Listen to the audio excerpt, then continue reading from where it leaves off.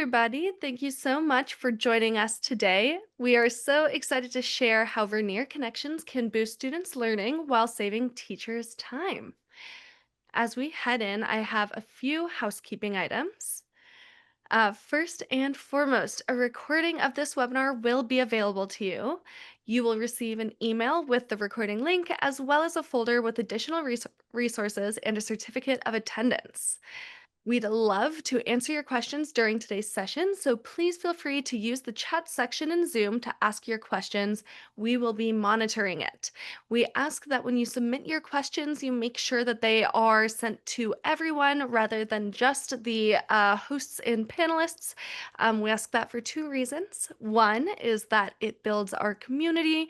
Most likely, other people are wondering the same thing, if not similar things. We also ask that because when we answer it, we don't want to look like we're talking to ourselves. So make sure that your questions are set to everyone and we will be covered. And last but not least, I have three fantastic presenters to introduce you to today. First and foremost, we'll be hearing from Kimberly Finkelman. Kimberly is the head of product marketing at Vernier. She is a former science teacher and taught 5th, 6th, 7th, 8th, and ninth grade, but says that 7th grade was her favorite. We are also joined by Rebecca Orcutt, who has been an educator for 16 years at Odessa High School in Ector County ISD, which is out west in Texas. She teaches physics at all levels, including AP, IB, and dual enrollment in partnership with the University of Texas in Austin. Rebecca is responsible for developing the school's forensic science program and serves as science department chair and National Honor Society sponsor for Odessa High School. And very exciting, just last week, she was awarded the MOST Award, which is the most outstanding science teacher in all of West Texas. So huge congratulations to Rebecca. We are so excited to have your perspective on connections. And then last but not least, we are joined by Jenny Waters from Vernier. Jenny is one of our partnership managers for the East Coast. She will be available in the chat to answer any of the questions that may come up. That being said, I'm going to go ahead and hand you off to Kimberly, and thank you again for joining us. Thanks so much, Dylan. Before I jump into connections, I kind of wanted to share a little bit about why we developed connections in the first place. We talked to a ton of teachers and administrators about all the challenges that they were facing in the classroom, and we heard them returning to the same themes pretty consistently. So when we set out to develop connections, we wanted to create a solution that would address those challenges, and make sure that we were building a solution that made it easier for every teacher, whether they were teachers who had been using Vernier sensors for years or they were completely new to sensor use for data collection in the classroom, to be able to incorporate more hands-on learning in their classrooms. We've often heard from teachers that they want to do more hands-on investigations because they believe that hands-on is critical to students' learning, but that the planning and the prep time to pull the resources together and create the investigation, even doing the lab itself, and especially grading the assignment once it's done, they're all very real hindrances for teachers. So we wanted to be able to remove some of those roadblocks. And we know that teachers' time is a very precious commodity. So it was important that we developed a solution that would serve to give teachers back time. We wanted Connections to be able to serve as a go-to resource for teachers so that they to be able to rely on for standards aligned, high quality, rigorous, accessible lessons, investigations, and assessments. We want to take away that time wasted scouring the internet. And we wanted to build smart workflows that would significantly reduce, if not eliminate, the burden of finding, assigning, and grading activities, as well as documenting those grades, back in the district system of record. We wanted to create a platform that empowered every teacher, including seasoned teachers who were technology power users, all the way through to those who were newer to the profession or maybe came to the classroom through an alternative certification program. Teachers who might be filling a gap, like a long-term sub or somebody who's teaching out of their the content area that they're not most comfortable in. Those maybe that are less comfortable with technology, or even lower grade teachers who likely don't have a science background, but nonetheless want to be able to deliver a high quality learning experience to their students. And we wanted to be able to give them the supports they needed to feel confident in the instruction that they were delivering to those students. And then, of course, we want to boost engagement with students themselves because um, we know that by providing an interactive and accessible lesson, we want to be able to inspire curiosity for the world around them. And by doing that, students will become more engaged, learn more, and retain more. So, excuse me. Vernier partnered up with Penda Learning to create a partnership to deliver this type of solution. Vernier, as you're probably familiar with, brings over 45 years experience in science education and learnings gathered from working with millions of students and teachers who use our sensors and our software in their classrooms every year for hands-on learning. Penda brought to this partnership expertise in digital learning experiences and how to motivate students and reward them for their learning. Through this partnership, Vernier and Penda are able to combine their strengths to deliver this comprehensive solution that would meet those needs that I mentioned before, the challenges of today's science classroom. The solution, of course, is Connections, which is a digital platform. It was designed to engage students in grades 3 through 12 in STEM learning through this blend of digital instruction and hands-on investigation. And there are 4 key elements of the Connections platform that I want to talk about today. Connections activities are handcrafted to the NGSS, but they're also aligned to the Texas, Florida, and Pennsylvania state standards. They are anchored in real-world phenomena and are three-dimensional, integrating the scientific practices with core ideas and recurring concepts to develop students' knowledge and skills. Connections activities are inclusive and accessible, offering multiple modes of learning and functionality to support various learners' needs. With Connections, teachers gain the insight they need to quickly and confidently make instructional choices based on students' needs. And through streamlined integrations, smart automations, and built-in instructional supports, Connections saves teachers precious time so they can focus on those other high-impact activities. And I'm going to dig in on each one of these to explain a little bit more what that looks like.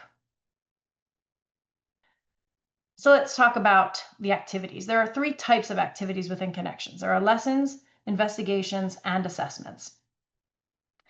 You can quickly and easily find what you might need by searching the activity library for things like the specific standard or a topic you're looking for, or maybe you have a Vernier sensor that you want to use. Or you can save a ton of time by having our team of experts review your district's scope and sequence and hand align activities to your pacing calendar so that you don't have to. We'll even auto assign those activities to your students, saving you that extra step.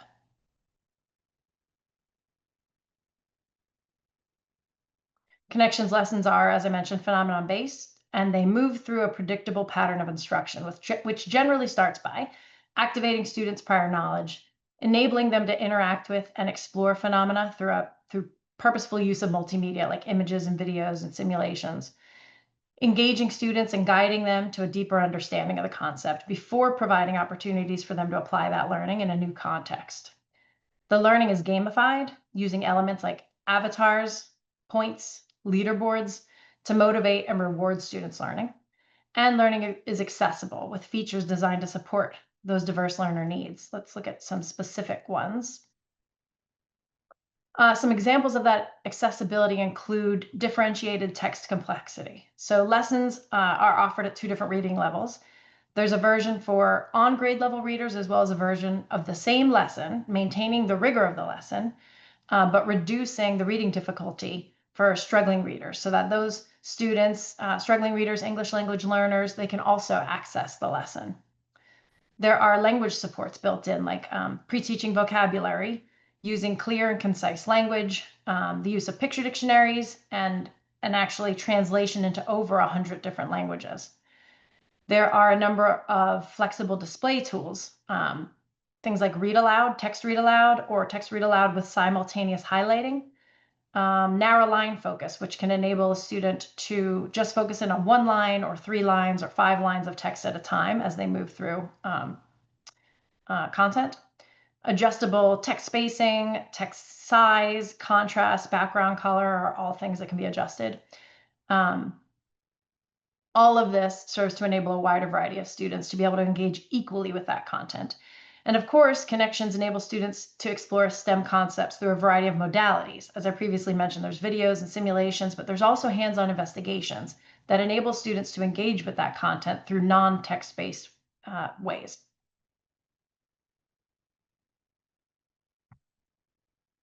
So let's talk about those investigations. Connections investigations help students make sense of real world phenomena. At the high school level, students use Vernier sensors to collect real experimental data. If you're familiar with Vernier sensors, you might also be familiar with our line of wireless Go Direct sensors that collect data via Bluetooth. Um, they do also come with a cord in case your district doesn't permit Bluetooth connectivity. But teachers tend to love this because the setup is super easy. The lab areas stay nice and tidy. Students can work together in a lab group while also then work to collect the data, while then also working independently on their own devices to analyze that data after they've collected it as a group. Students analyze and interpret the data, organizing tables and graphs, spotting patterns, building models, and applying math and computational thinking to construct evidence-based explanations of the anchoring phenomena. In the lower grades, students similarly conduct investigations, though these are currently accomplished through the use of simulations and preset data sets, things like that. We are, however, looking ahead at bringing hands-on investigation to middle school as well. And through these investigations, students build their proficiency with the skills and practices that are used by scientists and engineers every day.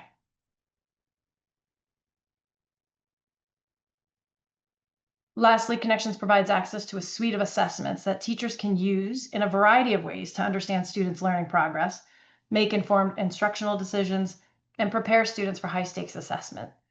These include formative assessment embedded into every lesson and every investigation as students move through the content. They're answering questions about what they're learning and what they're thinking. Brief 5-question checks for understanding, which are often I see used as warm-ups or even exit tickets in the classroom. Summative assessments like course assessments that some teachers, yes, you can obviously use at the end of a course, but some even use it as a sort of diagnostic at the start of the school year or even mid-year to see how students learning progress, how students are progressing with their learning. And high stakes test prep. These assessments serve to build students' familiarity with the question types and styles that they'll see on those high stakes exams and prepare them for success in those situations.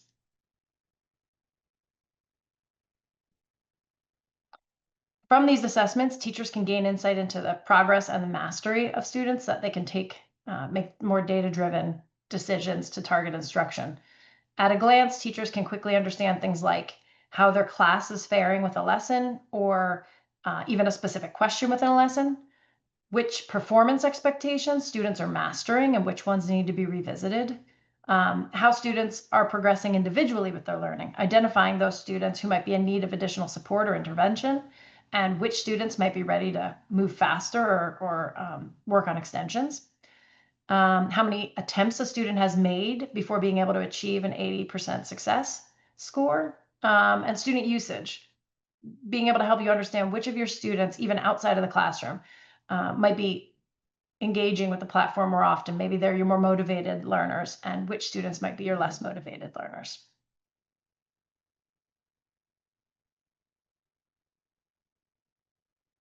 And coming back to that precious time, as I've mentioned, Connections was designed to try to give teachers back that time. It's a resource they're always short on, so this was critically important. Having our team of STEM experts hand-align Connections activities to your district's pacing calendar significantly reduces teachers' planning time.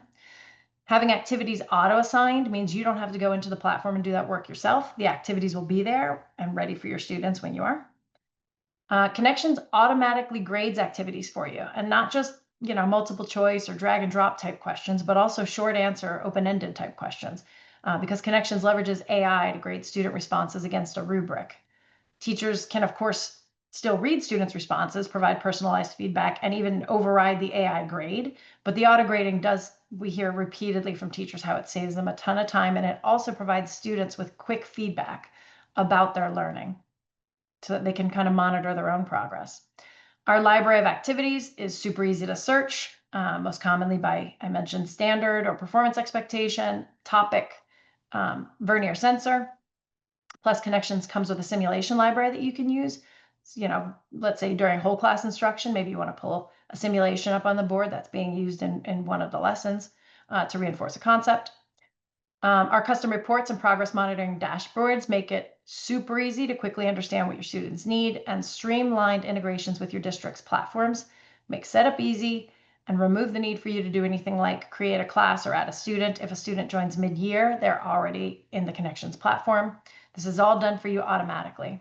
Depending on your district's configuration, when students complete an assignment, even the grade can be sent back to the LMS gradebook without you having to do a thing. And if you're wondering what kind of impact Connections could have on your students, we had a large scale independent study done to measure outcomes. It was across 46 schools that were evaluated, and just under 20,000 students were measured. Student performance was assessed using the NWEA measures of academic progress, which is the MAP assessment for science, at both a fall pre-test and a spring post-test. The results revealed that there were statistically significant improvements in science achievement for students in the intervention group across all grade levels and demographic subgroups. Students in the intervention group showed 20% higher increases in estimated science proficiency rates compared to their peers who were in the control group. And unsurprisingly, the greater usage was associated with higher learning gains.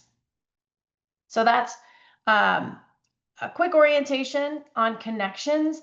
And now, kind of the star of our show, I want to bring in Rebecca Orcutt just to remind you about Rebecca, now that you have a sense of what we're going to dig in on with her and her perspective on Connections and how it's going at Ector ISD.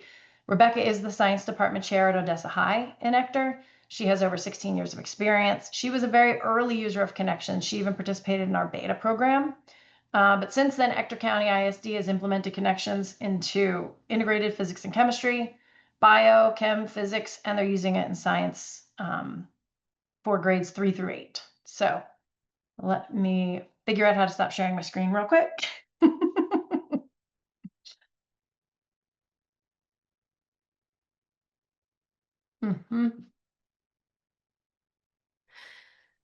Yeah, there should be just a little bar at the top of your screen that's black or gray. Perfect. Okay, now let me find my camera.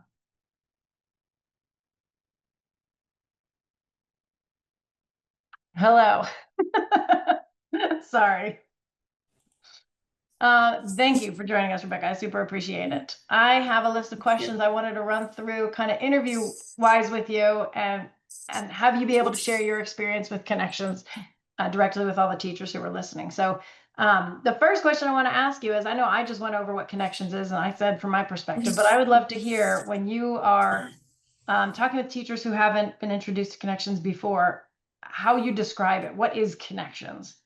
Connections is a great way to combine the hands-on digital labs that, like, my advanced physics kids, like if they go into the science industry, they're going to be using this technology. And so it's a great way to modernize our science labs in the classroom, and bring in the digital learning component, so that everything's not just paper and pencil like it used to be. And especially now that Vernier Connections has partnered with Penda, it really is that perfect hybrid between physical hands-on lab experiments and learning, and the digital platforms that students need to be successful.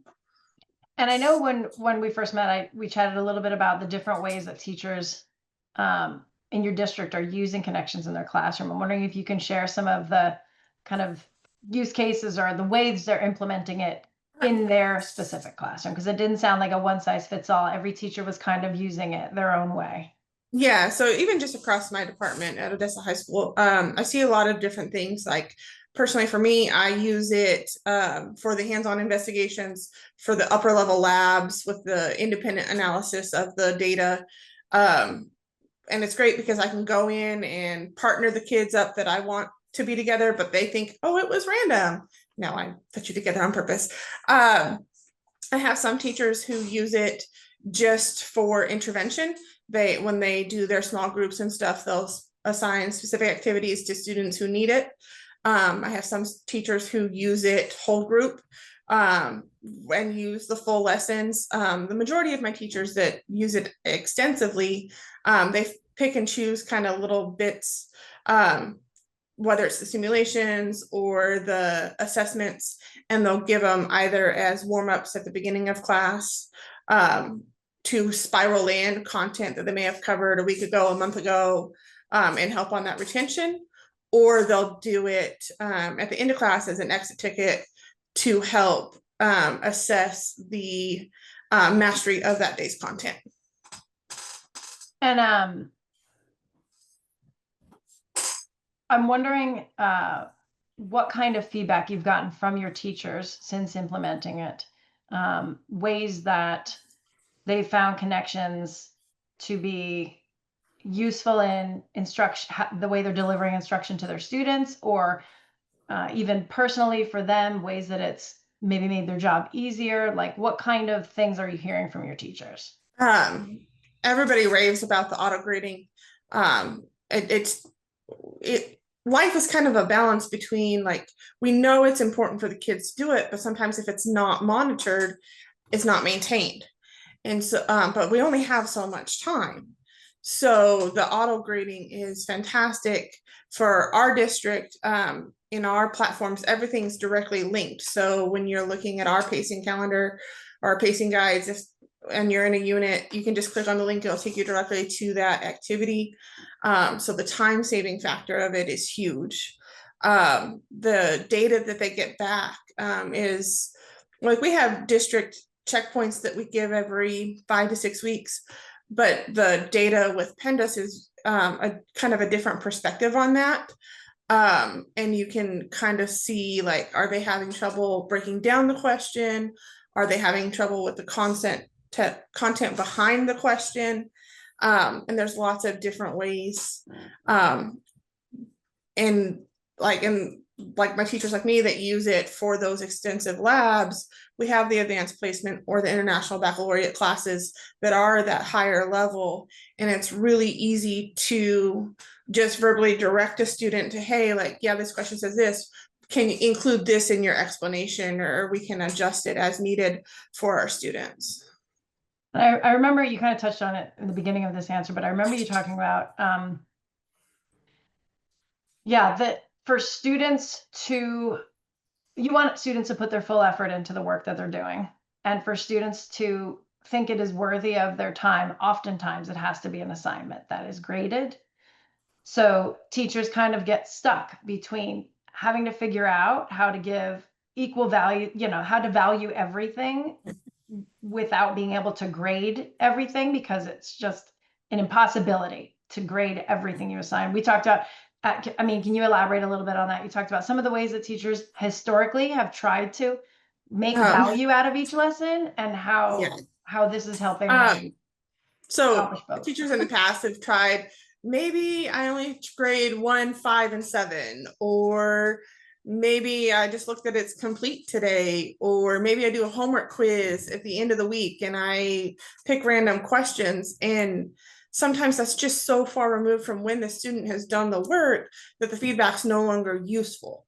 And so with the auto grader and being able to override some of those grades from the AI if they need to, it just is such a time saver. And, like, we live in a world of immediate gratification anymore. And so when kids get that immediate feedback, they remember what they were doing, and they don't have to think, well, why did I even get points off? I don't even remember how I got to this answer. Mm-hmm. And so, or sometimes I've seen the lowest end of the spectrum of your name's on the paper, you get 100. And that's one thing that can easily be avoided with using Connections. Mm-hmm. Yeah, right. So not only is it, they know it will be graded, so they should put effort into it. But mm-hmm. But when you get feedback 2 weeks after you did a thing, the feedback is like null and void. The learning opportunity, the moment has passed.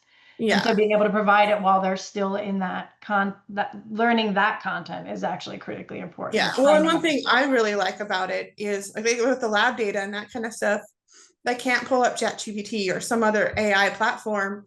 And, like, because if I give them a paper worksheet, Google Lens can find the answer somewhere on the internet for them. and that's not as easily accomplished, or nearly, I would say nearly impossible, but I'm sure somebody would correct me somewhere along the way. I don't want to jinx myself, but it is much harder for students to use AI to generate those answers, because they have to use their own data to Right. provide When the it's answer. based on the data they collected, and then they have to Mhm. analyze that data, and then they have to Right. use that data in their explanation of the phenomena. It Yeah.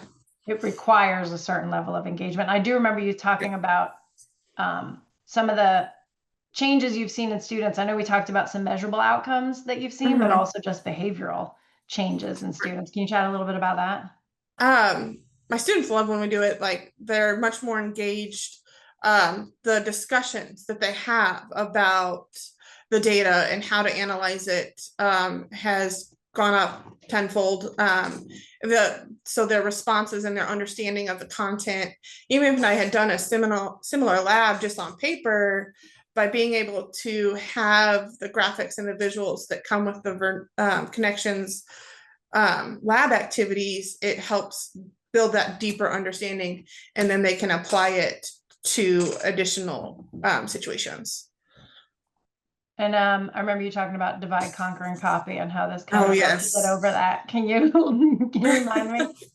I like that Well, phrase. so we've all seen it in classrooms. Like, oh, you do question 1 and 2, I'll do 3 and 4, you do 5 and 6, and then we'll just trade answers. And then I love when they copy somebody wrong, and they don't even know like what their own paper says.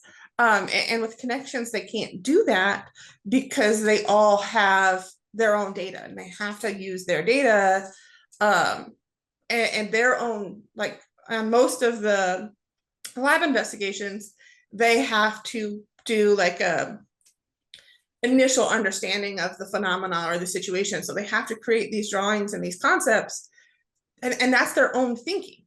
And so it's a lot harder to say, okay, well, you do the pre-lab and I'll do question 2. Like, they can't divide, conquer, and copy, because the answers to the later questions are based off of their previous understanding. Mm-hmm. Yeah, good point. And you chatted a little bit about what you were personally seeing with students. I know AP Physics students and some of the higher level students who had been using the platform longer in terms of some measurable impact on certain skills. Can you chat a little bit about that? Yeah, so when I started using Vernier for the first time, we saw the growth on our AP Physics scores. They went, one of the big questions in AP is the experimental design question. And it doesn't matter which kind of science you're teaching, they all have an experimental design question. And so before we started using Vernier Connections, they might only get 3 or 4 of the 12 available points. But now the average is 7 out of those 12 available points, because they're better able to follow the process of a lab, rather than just get bogged down in the wordy, lengthy details of an old school lab report. And that's in basically like one year more or less of implementation. In 1 year, yes, ma'am. Yeah. I know that for some of your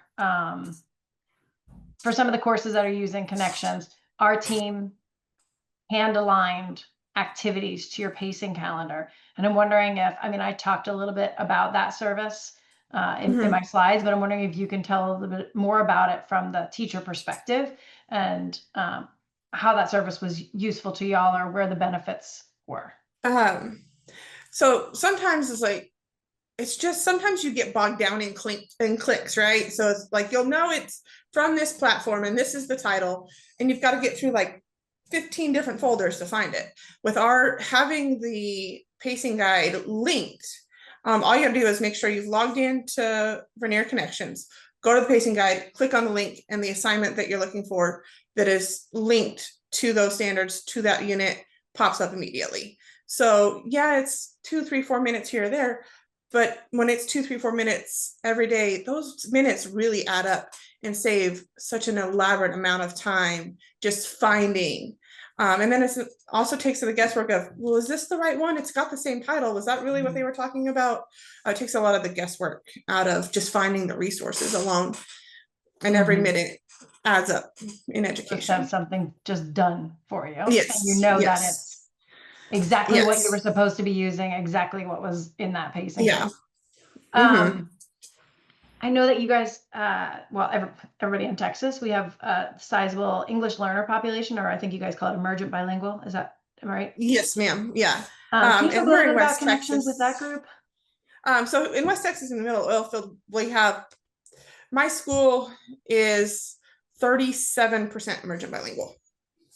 So we have a huge population, but those students are able to go in, change the reading level, change it to their native language, compare words, and that's where we're seeing the biggest growth is with those students, because they can see the word in their native language and in English as well. And so when they see those next to each other, they're able to make that connection as to what this word means. And so, because sometimes they just get lost in the translation. It's not that they don't know what it means, they just don't know how to translate it from their native language to English. And so we have seen our biggest growth with that population of students. When you're putting students in lab groups, you mentioned like they think it's just like magically happening, but you're making Yes. Are you oftentimes blending emergent bilingual students into native English speakers, or are you like, how are you grouping students together? And are you seeing, I'm wondering about like the opportunity for authentic communication on scientific concepts, maybe where they'd be more reticent to speak in class, raise their hand, but maybe participating with students in a lab group like this. I personally like to do it different every so often. So there's sometimes that I'll pair only my high learners together, because those students sometimes they want to be the boss and they want to do it their way. And when you put them all together, they have to learn that they can't always be the boss. And then they're, especially the low learners, when they don't have somebody to kind of tell them, oh, just put this, that leads them to have to think. But there are times that it's a good balance of a group, put somebody who is proficient in the language with a non-native speaker who might be proficient in the content, and allow them to work together to translate it and form the understanding in both languages. So I see the benefits of both. Like I kind of go back and forth. You're trying to accomplish a few different things by your grouping. Yes. Yes. I'm curious to know, my last question for you before we go to open up some questions to the group. If other teachers in another district were considering connections, what advice might you have for them in starting off implementing connections with their students? Just jump in and try it. I really enjoy being part of the pilot program and getting able to give feedback, and it truly is a very beneficial program. So don't be scared of something new. Don't be scared because of technology. Just jump in and try it. And the benefits have just been phenomenal for my school and my district. Awesome. Dylan, are there a few questions that we want to address in the larger group? Absolutely. Yeah, we have some good ones. We have one question in the chat. What Vernier sensors do you use in connections? That's a good question. It would depend, really. So the way that it would work is depending on the subject area that you're teaching, depending on what maybe sensors you already have or where you are with where you're starting your implementation. A partner manager like Jenny, who's also in the chat right now, would connect with you and chat with you about your district goals to figure out like what this implementation is going to look like to help you figure out the sensors that you would need. There's not like a set list that I could say, oh, here's the 10 sensors that are used in connections. The sensors that are used in the connections lessons are whatever was required to achieve the teaching the performance expectations, that students can master the performance expectation. And it does differ, like physics sensors are going to look different than chem and bio sensors. There is a lot of overlap, like a temperature sensor is used often. You might see a CO2 or an O2 used repeatedly. There are sensors that are repeatedly used across, and that's also something that a partnership manager would be able to chat through with you about. But there's not a one size fits all answer to this question. So it's best to just chat with somebody to figure out what your district is looking to achieve. And then they can help guide you toward a list that makes the most sense. Awesome. Thank you. And kind of a follow-up question to that. Do you have to have Vernier sensors to use connections? Connections is specifically supports the Vernier GoDirect sensors. GoDirect sensors are wireless, but also have a wire in case Bluetooth is an issue. But it is the wireless line of sensors, the GoDirect sensors, that connection supports. Awesome. Thank you. And then another in the chat. Is it possible for folks to get a demo account so they can try it out? Yes. So what I would suggest in that case is if there's a teacher on this webinar who's interested in being able to play around with connections, reach out to your curriculum director or the science department chair, somebody like Rebecca, somebody who's in science leadership at the district or at the school level, and have them connect with a partnership manager here. The last slide that I'll put up has a QR code to go to the product page that you can fill out a form for Get a Demo. And that partnership manager will be able to chat with the science curriculum coordinator or the science department chair and figure out who are all the people that need demo access and be able to provide that demo access to them, and maybe even hop on a call and give you a little tour around before they just leave you to go figure it out by yourself, though it is pretty intuitive. You could probably figure a lot of it out by yourself. But yes, you can get a demo account. I would just reach out to somebody at the leadership level, tell them to connect to fill out that Get a Demo form on our website, and then they can list all the people. Maybe it's not just you who wants a demo, maybe also some of your co-teachers would like a demo account as well. Awesome. Thank you. And then I've got one more question left. If anyone has any questions, feel free to just drop them into the chat box there. The last question is, what does implementation of connections look like? Good question. The integration with the LMS is pretty streamlined. It's very easy to get up and running. The part this question might actually be about is what the professional development looks like. So our team of STEM education experts works with your district leadership to basically determine your implementation goals, build a flexible professional development plan that's specific to your district. Usually that does include virtual sessions, hands-on interactive sessions, in-person sessions if needed, but it is tailored to your district based on your district's goals, the size of your implementation, budget constraints, needs, the teacher population, all those sorts of things. So again, not one size fits all. A lot of this is very much your success is our success. So we want to make sure you're successful with this. And so we want to work with your district to figure out what you need as part of that implementation, but you are well supported. It's not just how to use the platform. A big part of this of connections really is and you heard it in the way Rebecca talked about it, is the hands-on learning, the hands-on investigations, which use Vernier sensors. And so if you're a school or a district that's completely new to Vernier sensors, new to that technology, we're going to focus a lot of the training on how to use sensors in the classroom as well. And of course, you can use those sensors outside of connections too. So our professional development will focus not only on how to integrate connections into your classroom, into your district, how to use it to get the most bang for your buck, the greatest advantage out of it, and make sure that you're seeing the outcomes you want with your students, but also how to use the hardware that comes along with it. Great. Thank you. Those are all the questions I see in chat right now, unless anyone else has a last question to submit. All right. Well, thank you so much, Rebecca. Thank you, Kimberly. You both were amazing today. Jenny, thanks for hopping on and answering questions in the chat today. And if that is all, then we'll go ahead and give y'all back some time in your day. Thank you, y'all. Appreciate you coming.